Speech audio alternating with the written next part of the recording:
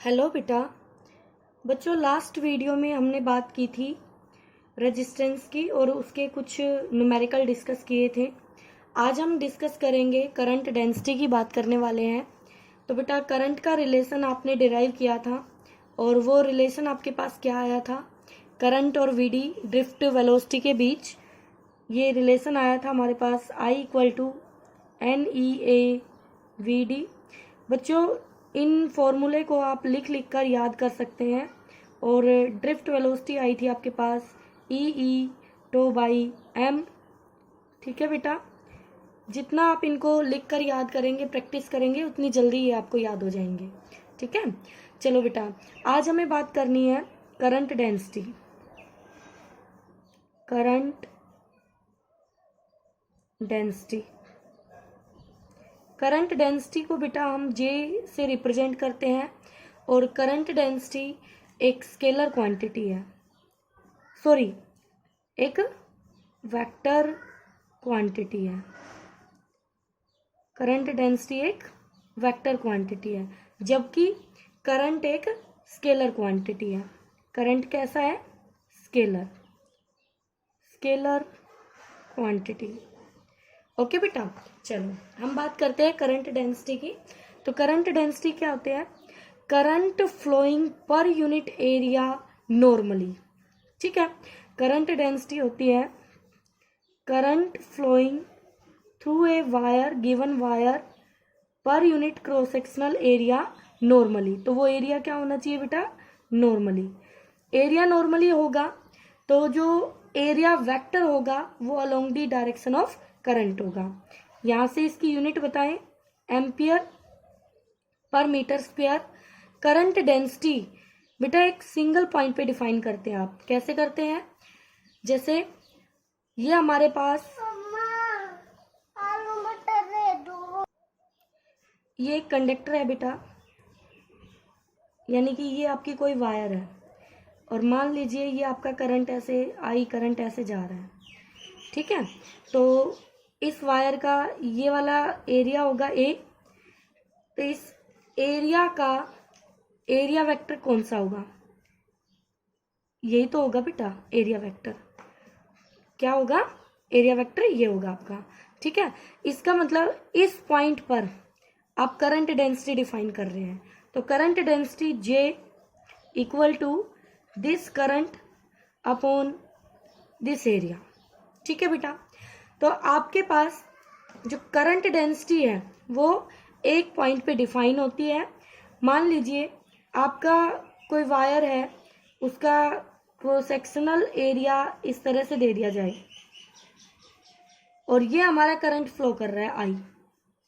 तो यहाँ पर जो आपका एरिया वेक्टर होगा बेटा, ये गिवन एरिया है, ये गिवन एरिया है, तो जो एरिया वेक्टर होगा क्या आपके पास ये आएगा गिवन एरिया के नॉर्मली ए वेक्टर।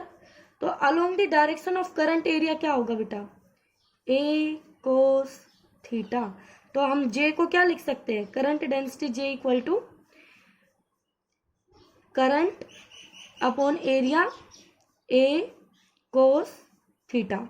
ठीक है बेटा, अब यहां से आप करंट लिख सकते हैं J A cos थीटा और करंट को हम लिख सकते हैं J डॉट A वेक्टर। तो ये आपकी वेक्टर फॉर्म आ जाती है करंट की। अब ये तो तब है जब आपके पास करंट क्या है? Through given area constant. अगर आपका करंट वेरिएबल है बेटा, तो क्या आप स्मॉल एरिया के लिए स्मॉल करंट लिखेंगे J डॉट DA करके, और फिर टोटल करंट के लिए क्या उसको इंटीग्रेट कर देंगे J डॉट DA करके? बोलो बेटा। तो ये आपके पास क्या आ गया? Current density J equal to DI/DA। ये फॉर्मूला कब है? जब हमारा I क्या है? वेरिएबल है। I कैसा है? वेरिएबल है।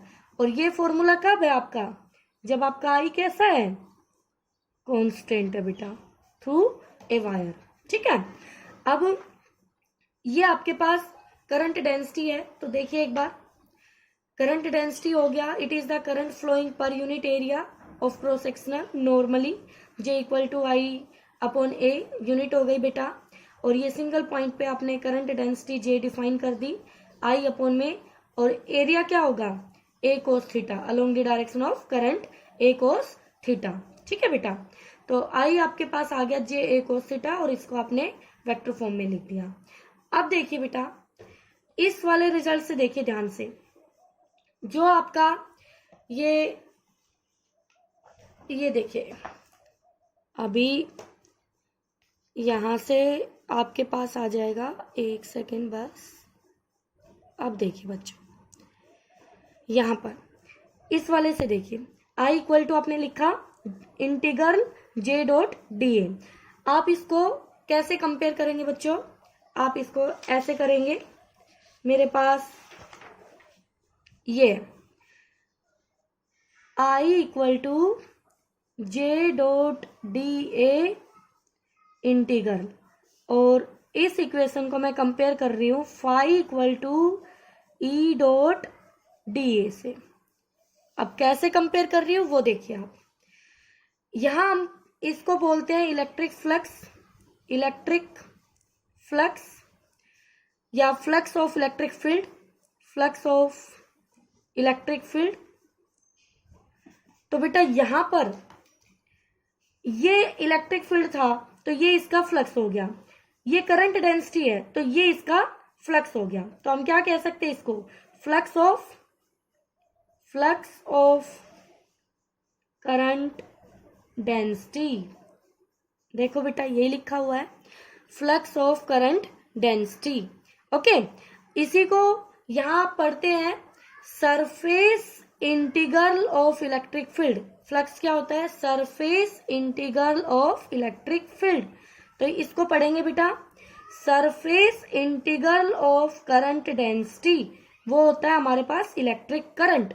ठीक है बच्चों, बहुत ही इंपॉर्टेंट आपका कॉन्सेप्ट है, और यहाँ से आपसे एमसीक्यू क्वेश्चन में पूछा जा सकता है कि भाई करंट जो है उसको हम किसके इक्विवेलेंट ले सकते हैं। तो यहाँ आप कह सकते हो surface integral of current density electric current होता है। ठीक है, आगे देखिए बेटा, यहाँ पर ये एक वायर ली गई है आपके पास, एक वायरिंग क्रॉस सेक्शन की, इस तरह से ऐसी ट्यूब से देख के आपको कुछ याद आ रहा होगा 11th का बर्नौलीज थ्योरम में, आपने वहां पर बर्नौलीज थ्योरम पढ़ी थी, तो वहां आपने क्या बताया था, कंजर्वेशन ऑफ मास पढ़ा था कि एक ट्यूब है, पानी की एक ट्यूब है, तो जितना इस क्रॉस सेक्शन में पानी उसका मास कंजर रहता है, मास जितना एंटर कर रहा है उतना ही दूसरे क्रॉस सेक्शन से मास लीव कर रहा था। इक्वेशन ऑफ कॉन्टिन्यूटी पढ़ी थी ना बेटा, इक्वेशन ऑफ कॉन्टिन्यूटी हमने पढ़ी थी। ठीक है, तो उसी तरह आप यहाँ देखिए, चार्ज हमारा कैसा है, चार्ज हमारा कंजर है,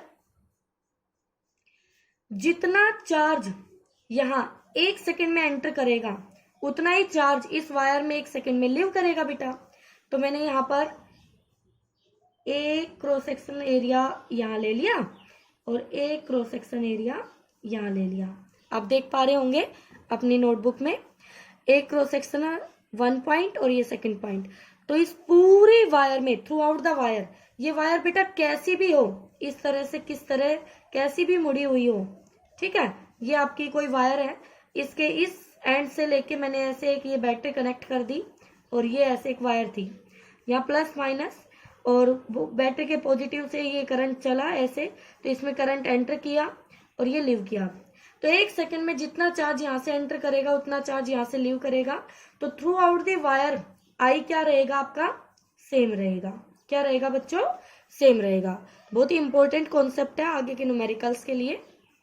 तो बेटा क्लियर होगा आपको कि अगर मैं इस पॉइंट पे बात करूं, तो अगर करंट सेम है और मुझे एरिया ऑफ क्रॉस सेक्शन मालूम है, तो करंट डेंसिटी यानी जे यहाँ पे मैं डिफाइन कर सकती हूँ।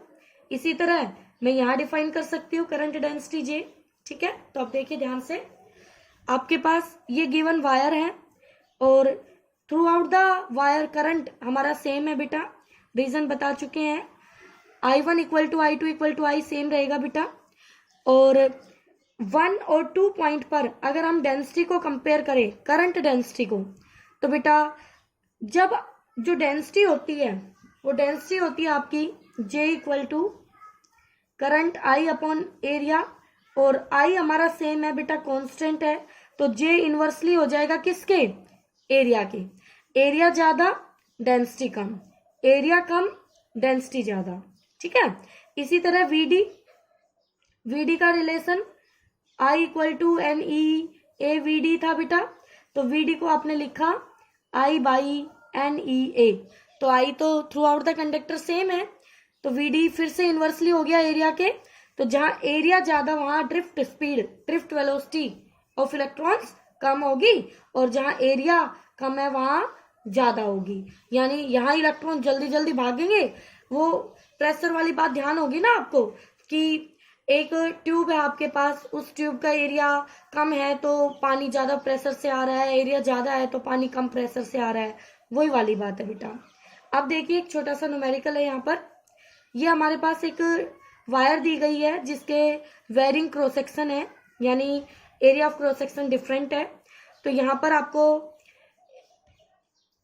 ये क्रॉस सेक्शनल एरिया दे रखा है और यहाँ का डायमीटर फाइंड आउट करना है, और पूरी वायर में जो करंट होगा वो हमें बताना है, और हमें गिवन है current density at first cross sectional area and diameter, और current density at second cross sectional area जो फर्स्ट वाले की 2 टाइम्स है, ये आपको गिवन है बेटा, ठीक है।